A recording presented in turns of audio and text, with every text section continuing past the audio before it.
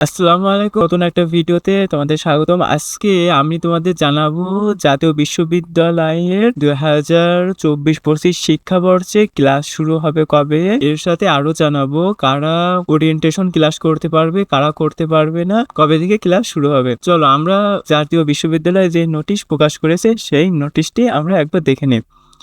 তো জাতীয় বিশ্ববিদ্যালয়ের নোটিশে বলছে ২০২৫-২৬ শিক্ষাবর্ষে প্রথম বর্ষে স্নাতক বা সম্মান ভর্তি কার্যক্রম প্রথম মেধা তালিকা প্রকাশ ও কলেজের চূড়ান্ত ভর্তির নিশ্চয়তা সম্পৃক্তটির জরুরি বিজ্ঞপ্তি। এই বিজ্ঞপ্তিতে বলা হয়েছে তোমরা যারা প্রথম মেধা তালিকায় চান্স পেয়েছো তাদের ক্লাস শুরু হবে ২রা জুন থেকে। অর্থাৎ তোমরা যারা প্রথম মেধা তালিকায় স্থান পেয়েছো, অর্থাৎ যারা প্রথম মেধা তালিকায় চান্স পেয়েছো তারাই ২রা জুন ক্লাস করতে পারবে, অর্থাৎ ওরিয়েন্টেশন বাংলাকে যেটা বলে নবীনবরণ।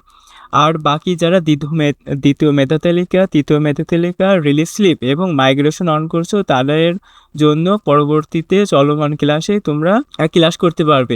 মনে রাখবে যারা প্রথম মেধা তালিকায় চান্স পেয়েছো তারাই শুধু ওরিয়েন্টেশন ক্লাস করতে পারবে, বাকিরা পারবে না। তোমাদের জন্য তোমাদের ভয় নেই, তোমরা ক্লাস করতে পারবে যখন ভর্তি হয়ে যাবে দ্বিতীয় মেধা তালিকায়, তৃতীয় মেধা তালিকায় অথবা রিলিজ স্লিপে তো আরও দেরি হবে।